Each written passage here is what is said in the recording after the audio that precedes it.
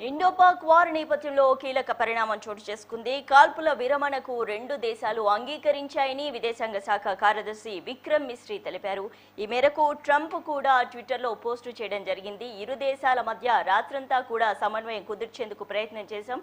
ఇరు దేశాల సభ్యులతో మాట్లాడే ప్రయత్నం చేశాం. రెండు దేశాలు కూడా ఈ ఒప్పందానికి ఒప్పుకున్నాయని చెప్పి డొనాల్డ్ ట్రంప్ ట్విట్టర్లో పోస్టు చేయడం జరిగింది.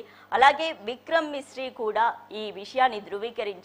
పాకిస్తాన్ మంత్రి కూడా ఈ విషయాన్ని ధృవీకరించి ఇరు దేశాలు కూడా కాల్పులను విరమించుకున్నట్లుగా చెప్పాయి. అలాగే ప్రపంచ దేశాలన్నీ కూడా ఈ విషయం పైన ఏకతాటిపైకి వచ్చి ప్రపంచం శాంతి కోరుకుంటుంది. ఇరు దేశాలు కూడా యుద్ధం వరకు వెళ్ళకూడదని చెప్పి అన్ని దేశాల ప్రధానమంత్రులు ప్రెసిడెంట్లు కూడా ఈ విషయాన్ని సోషల్ మీడియాలో పెద్ద ఎత్తున గలం వినిపించడం జరిగింది. దీనికి సంబంధించి మరిన్ని అప్డేట్స్ మా కొలీగ్ అవినాష్ అందిస్తారు.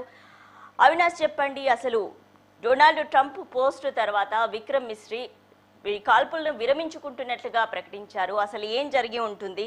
ట్రంప్ మధ్యవర్తిత్వం వహించడం వల్లే ఈ రెండు దేశాలు కూడా శాంతించాయి, మన దేశం పాకిస్తాన్ అని అనుకోవచ్చా? అసలు ఏం జరిగింది? అంటే ఇక్కడ రెండు రకాల అంశాలు చూసుకోవచ్చు సుష్మా. ట్రంప్ చాలా క్లియర్గా భారత్ పాక్ మధ్యలో ఉన్నటువంటి విదేశాంగ శాఖ మంత్రులతో పాటు మాట్లాడడం జరిగింది. మాట్లాడేసి చాలా క్లియర్గా ఎస్కలేషన్స్, అంటే పాకిస్తాన్ ఇంకా ఇదే అంశాన్ని కనుక ఇలాగే కంటిన్యూ చేస్తాయి, ఎందుకంటే ఇవాళ దాదాపుగా 9 పాకిస్తాన్కి సంబంధించినటువంటి ఎయిర్ బేసెస్ ఒక ఇంటర్నేషనల్ ఎయిర్పోర్ట్ మీద భారత్ రిటాలియేషన్ చేయడం జరిగింది. తను చేసినటువంటి ఏదైతే రిటాలియేషన్ అంటే భారత్ మీద రాత్రి జరిగినటువంటి డ్రోన్ల యొక్క దాడి, అదేవిధంగా మిసైల్స్ దాడిని ఏదైతే భారత్ మీద ట్రై చేసిందో పాకిస్తాన్, దాన్ని జరగకుండా న్యూట్రలైజ్ చేసిన తర్వాత భారత్ ప్రతిదాడి చేయడం జరిగింది. భారత్ చేసినటువంటి ప్రతిదాడిలో భాగంగా దాదాపు 8 నుంచి 9 ఎయిర్ బేసెస్, అంటే పాకిస్తాన్లో మిలిటరీ ఆపరేషన్స్ జరిగేటువంటి ఏవైతే ఎయిర్ బేసెస్ ఉన్నాయో ఆ 8 నుంచి 9 ఎయిర్ బేసెస్ ఒక ఇంటర్నేషనల్ ఎయిర్పోర్ట్ మీద భారత్ ప్రతిదాడి చేయడం జరిగింది.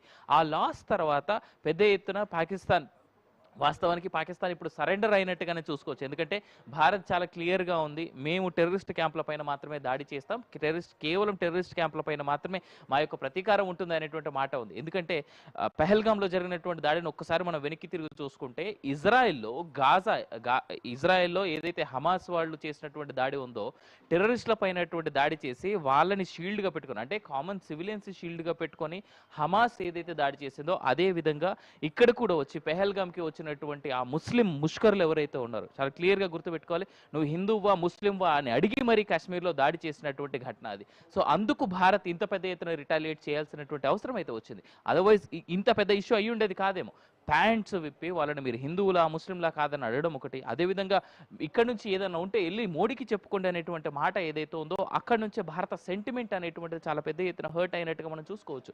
సో అక్కడి నుంచి మోడీ తన యొక్క యాక్షన్ని తీసుకోవడం అయితే జరిగింది. ఇన్ఫ్యాక్ట్ సో ట్రంప్ చేసినటువంటి ట్వీట్ చూస్తుంటే చాలా వ్యంగ్యంగా అయితే మనం గమనించుకోవచ్చు. దాన్ని full and immediate cease fire, congratulations to both the countries on using common sense and great intelligence అనేటువంటి ఉద్దేశాన్ని ట్రంప్ చేసినటువంటి ట్వీట్ ఏదైతే ఉందో, ట్రంప్ ట్వీట్కి కరెక్ట్గా ఒక గంట 2 గంటల ముందే భారత్ చాలా క్లియర్గా ఒక స్టేట్మెంట్ ఇవ్వడం జరిగింది. రాజ్నాథ్ సింగ్ దగ్గర నుంచి ఉన్నటువంటి రక్షణ శాఖ నుంచి చాలా క్లియర్గా ఒక స్టేట్మెంట్ వచ్చింది.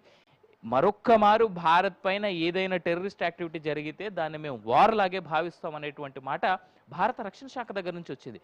సో ఈ స్టేట్మెంట్ వచ్చిన తర్వాత ఇమీడియట్గా ట్రంప్ దగ్గర నుంచి ఈ స్టేట్మెంట్స్ రావడం. కానీ ఇందాక విక్రమ్ మిశ్రీ నిర్వహించినటువంటి ప్రెస్ సమావేశంలో ఆయన చాలా క్లియర్గా చెప్పడం జరిగింది.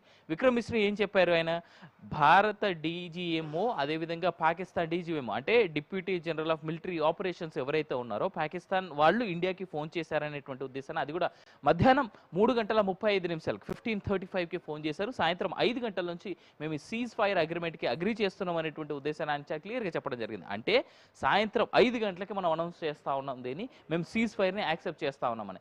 కానీ ఒక్క మాట మాత్రం చాలా క్లియర్గా గుర్తుపెట్టుకోవాలి, ఇప్పటి వరకు ఎస్కలేటెడ్ అయినటువంటి అంశానికి మాత్రమే ముగింపు పడింది. కానీ మరొక్క మారు భారత్ పైన ఎలాంటి టెర్రరిస్ట్ యాక్టివిటీ జరిగినా భారత్ మాత్రం చాలా క్లియర్గా చాలా పెద్ద ఎత్తున రిటాలియేట్ చేయడానికి, చాలా పెద్ద ఎత్తున యుద్ధం చేయడానికే సిద్ధంగా ఉంది.